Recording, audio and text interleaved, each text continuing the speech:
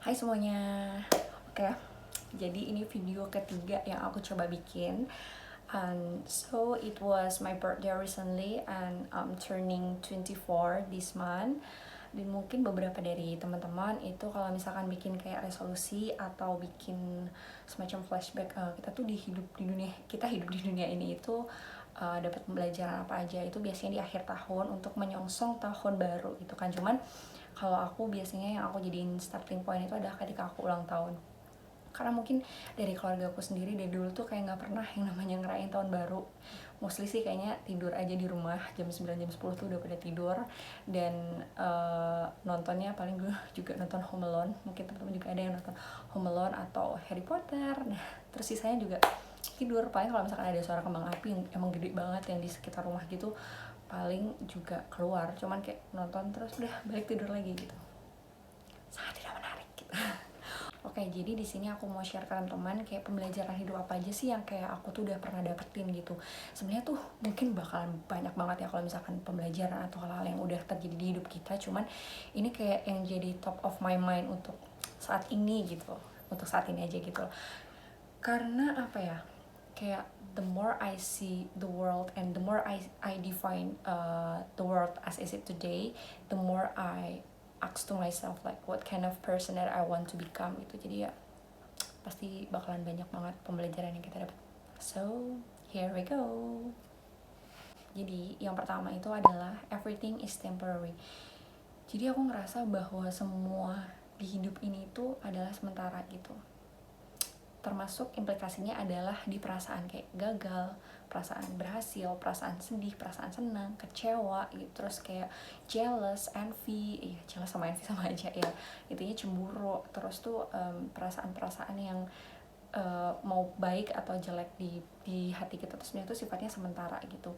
Dan ini udah aku pernah bahas juga sih sebenarnya di video yang pertama yang how to be resilient during pandemic. Di situ aku ngomong bahwa reality has a constant flux gitu kan, bahwa ada sifat nyebelin nyenengin gitu kan, dan akan terus kayak gitu. Dan aku ngerasa bahwa ketika kita lagi sedih tuh ya jangan berlarut-larut gitu, karena pas itu juga kita bakalan ngerasa senang, dan pas kita ada di posisi senang dan merasa kayak wah gila nih, berhasil banget nih gitu, kayak sukses banget nih gitu, tapi juga yakin juga kalau tiba-tiba Allah bisa ambil kesenangan itu dan gantiin sama posisi sedih lagi, ya bakalan kayak gitu. Karena kayak somehow aku tuh merasa kayak hidup tuh juga kayak gitu gak sih, kayak that's how life works I guess gitu. Kayaknya sih kayak gitu ya.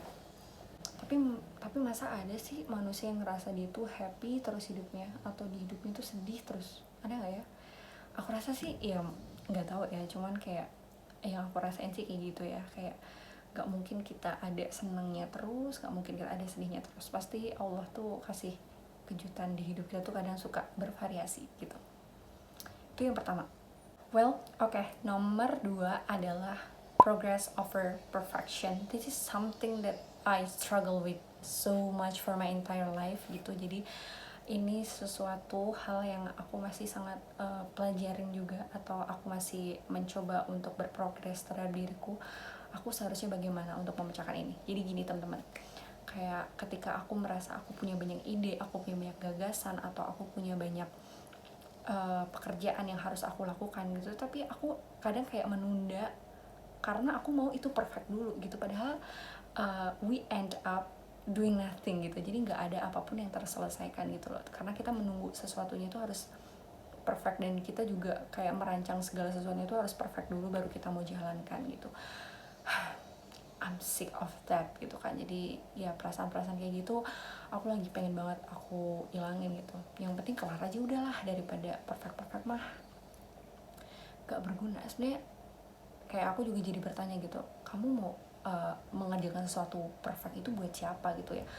It's good kalau misalkan kayak perfeksionisnya itu bisa bermanfaat buat orang lain dan bener-bener diapresiasi gitu kan. Tapi kayak misalkan kamu gak butuh itu banget ya, what's for gitu. Jadi ya just do it guys. Dan aku tuh ngerasa kayak kenapa ini tuh terjadi gitu kan, kenapa kita tuh dihantui oleh perfectionism gitu kan. Kayaknya tuh kita terlalu overwhelmed by choice gitu, karena terlalu banyak pilihan yang ada di hidup kita gitu. kayak misalkan mau GrabFood, contohnya GrabFood atau GoFood gitu kan, saking banyaknya pilihan yang ada tuh kayak gila, aku tuh kayak hampir sejam atau 2 jam gitu, enggak 2 jam, by day 2 jam, sejaman gitu sih milih makanan yang aku mau makan apa ya, kalau A kayaknya enak deh, B enak deh, C enak deh, dan itu tuh kayak berujung aku order yang biasanya aku order gitu. Jadi too much information tuh kadang kayak bikin overwhelmed dan berakhir tidak melakukan apa-apa gitu. So, my tips for overcome this perfectionism is, the first one is break it down into small pieces. Then the second one, if you're planning on doing something and you can do it right away, just do it today. Everything, termasuk ini termasuk ini karena sebenarnya aku juga menunda, harusnya tuh aku kayak bikin kemarin gitu kan, aku udah planning hariku, tapi ternyata banyak hal yang aku tunda dan tidak jadi membuat, tapi nggak apa, ini akhirnya semoga aku kelar untuk membuat ini dan aku upload. Oke, lanjut. Jadi life lesson number 3 is 1% better every day, dan ini aku pelajarin dari bukunya James Clear yang Atomic Habits, dan ini kayaknya aku udah sering banget nge-storyin ini ataupun aku upload di feed aku karena this is so recommended book if you wanna read a good book, and you can start with this book gitu, karena ini bener-bener sangat practicable untuk diterapin di kehidupan kita sehari-hari gitu. Jadi ini bukunya Tiny Change Remarkable Result gitu. Jadi dari hal-hal yang kecil itu tuh berimplikasinya sangat besar gitu. Jadi di sini ada satu hal yang mau dijelasin sama James Clear gitu sih, gimana caranya kita nge-break bad habit sama nge-build good habit gitu. Jadi ada satu poin yang aku highlight banget, mungkin itu kayak gambaran umum dari buku ini gitu. Si James Clear ngomong kayak gini, if you're having trouble changing your habits, the problem isn't you. The problem is your system. Nah, mungkin aku mau sertain aja sih grafiknya dari James Clear ini yang benar-benar mind blowing. Tadang. Nah, jadi mungkin dari sini dulu, dari axis-nya aja dulu ya. Kalau X-nya itu adalah time dan Y-nya itu adalah result gitu. Jadi ibaratnya dalam 1 tahun atau 365 hari gitu, ketika kita melakukan habit yang buruk itu akan berkurang 0,1. Jadi berapa tuh, 0,99 kan, jadinya 1 dikurangi 0,01 itu kan 0,99 dipangkatin 365, itu hasilnya adalah 0,03 gitu. Dan sedangkan ketika kita 1% better every day itu kan pasti bakalan naik 1, berarti 1,01 dipangkatin 365 hasilnya 37,78. Dan kalau misalkan kita tidak melakukan apa-apa atau kita doing nothing, atau mau buruk atau enggak ya kita stay the same aja gitu kan, itu 1 pangkat 365 iya bakalan hasilnya 1 gitu.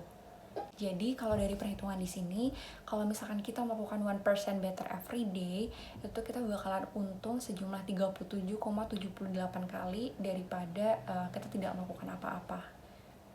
Jadi ya memang untung banget sih kalau misalkan kita melakukan 1% better every day, dan ini akan berimpact banget buat self improvement kita gitu.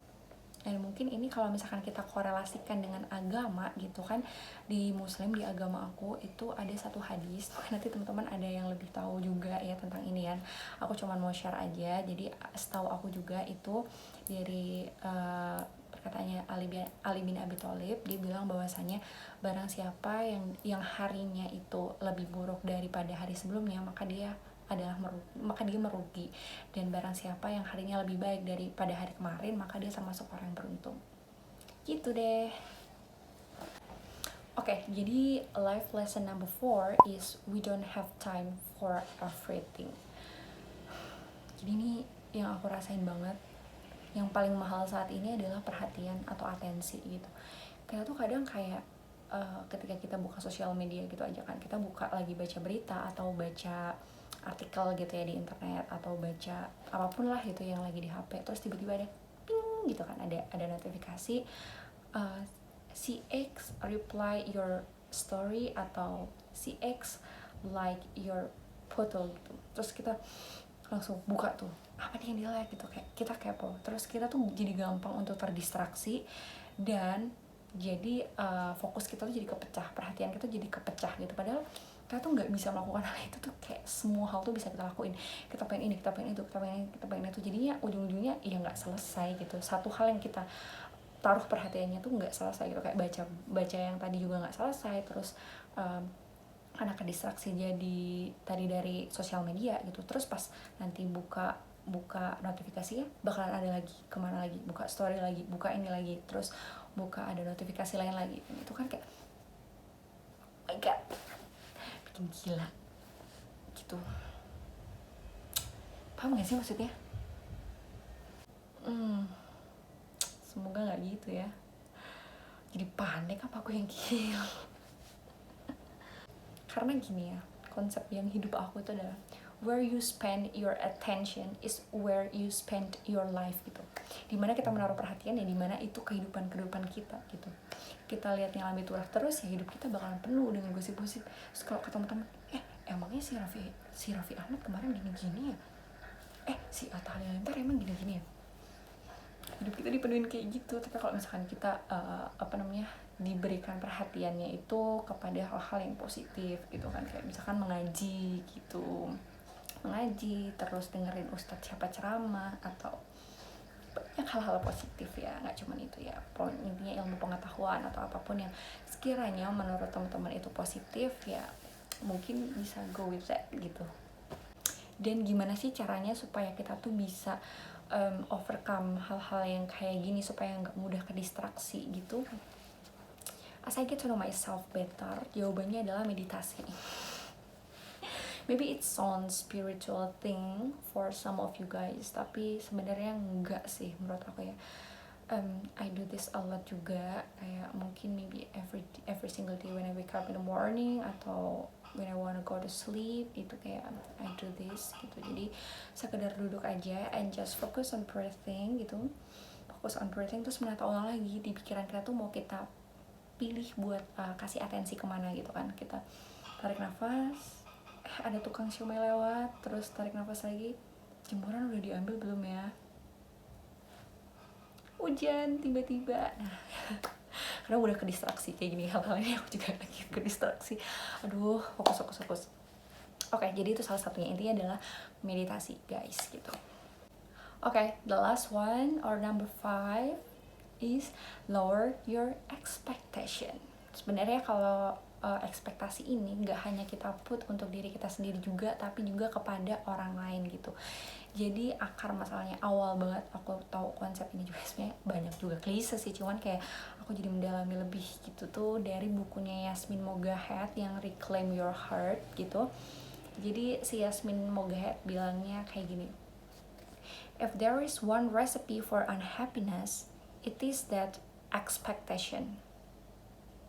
Bener gak sih? Yang hal-hal yang bikin kita sakit hati itu sebenarnya ekspektasi kita sama diri kita sendiri, terus sama orang lain, sama lingkungan kita.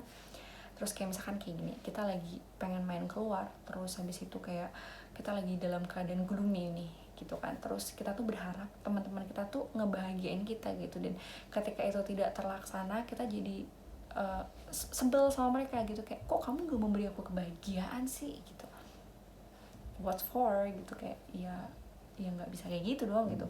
Mau dia ngasih kebahagiaan atau enggak ya itu sebenarnya datangnya kan dari Allah juga gitu, bukan dari temennya dia gitu ya, gitu sih. Jadi relying on Allah is everything gitu, daripada kita berekspektasi yang macam-macam.